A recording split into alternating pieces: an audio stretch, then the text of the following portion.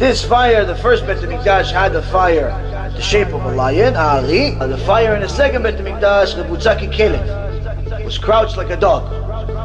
Why? Why was it this way? Because the Bet HaMikdash, the second Bet HaMikdash was built by the Persian king, who was a non-Jew. And the Zohar Kadosh says something very scary, that this dog was symbolic of the Sitra Achra, Satan,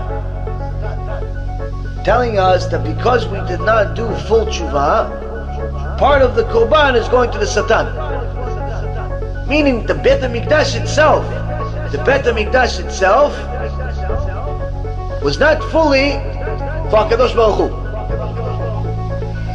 There was control, partial control by the Satan himself on the Bet HaMikdash. Why? HaKadosh Baruch Hu says, I didn't destroy the bricks and stones just for you to rebuild them without doing tshuva.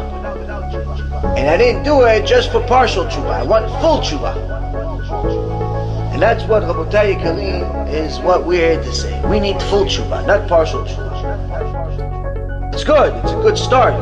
But if you think that you continue with partial tshuva, you're making a very big mistake. And the reason why is because somebody that knowingly sins, meaning he has gone to the point where he says, listen, I keep Shabbat, I keep Tahat Mishpacha, I keep kosher, I keep this, I keep that, I keep all these different things. But this one particular thing, I'm not going to do it. That thing, not that it's hard for me and I'm struggling with it. No, not that. I'm going to try to do it, but I'm just failing. No. This, I'm just not going to do it. It's not for me. Like he decides that this is not something he's going to do. He's not going to learn Torah every day, even though Torah commands him to. He's not going to watch his bleed, even though Torah says to do it. He's not going to do something Torah says to do it. He said, no, this is too much for me. And he decides actively that this is not what he's going to do. Rabotai, the Rambam writes, such a person is a kofer gamur, you cannot count him in minyan.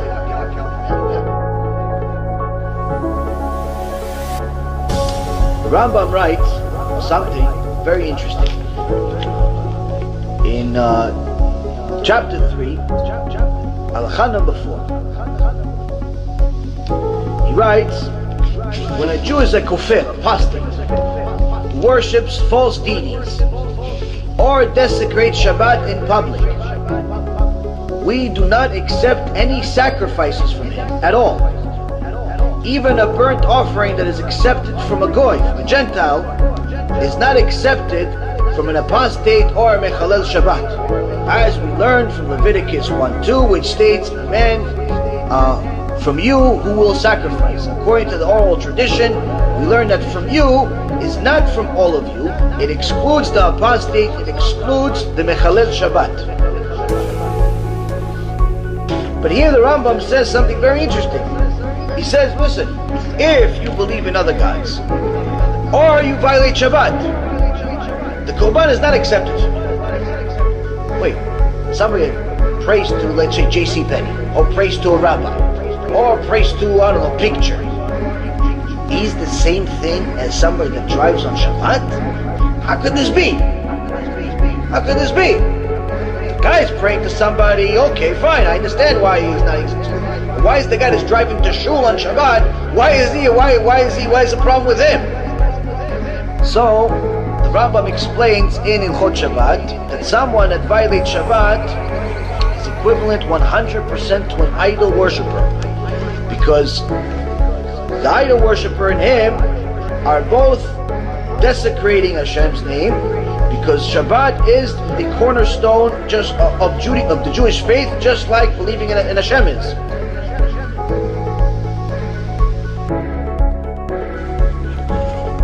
I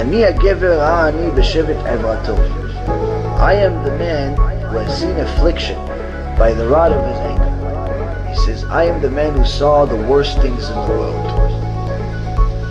From here we see that Jeremiah was there witnessing all of this. He wasn't just prophesying of the future, what could be. He literally witnessed people dying in the streets, millions of them. He has placed me in darkness like the eternally dead. He has walled me in so I cannot escape. So what happened when Jeremiah tried to rebuke people? I've become a laughing stock to all my people, object of their jibes all day long. When he tried to tell people the truth, he tried to tell people to keep Shabbat, he tried telling people to do good things, get closer to Hashem so bad things stop. Because there was so many Reshaim, so many wicked speakers, so many fakers that called themselves prophets, it was very hard for people to say, wait a minute, so you're telling me you're one guy that says the truth, but there's 500 that are lying? More likely it's 500 that are telling the truth and you're the liar. And this is just a bad season, it's just bad weather, it's just bad luck, it's just bad this, it's just bad, it's not Hashem, it's something else. Because we understand Hashem. Hashem understands us, He knows that we can't do it. He says I've become a laughing stock. They make fun of Him in public when He tried to tell them the truth. So what happens when this happens? Jeremiah tells them, you're forgetting that Hashem is Hashem and not just some person. In verse number 37 he says, מי זה אמר ותהי אדוני לא ציווה, מפי עליון לא תצא הרעות והטוב. מה יתונן אדם חי גבר על חטאו, נחפשה נדרכנו ונחקורה ונשובה עד אדוני. It says, whose decree was ever fulfilled unless the Lord ordained it? Is it not from the mouth of the Most High that evil and good emanate? Of what shall a living man complain? A strong man for his sins. Let us search and examine our ways and return to Hashem. He says all of the stuff that's happening, everything is coming from Hashem. Don't ever think anything that's happening in the world is coming from somewhere else. Whoever said something and did the opposite of what Hashem wants without Hashem allowing it to happen. Meaning anything and everything that happens in the world, Hashem signs off on it. You want to make a sin? Hashem will allow you to do it. You want to make a mitzvah? Hashem will allow you to do it. There's a hurricane? It's Hashem. There's a financial crisis? It's Hashem. There's cancer? It's Hashem.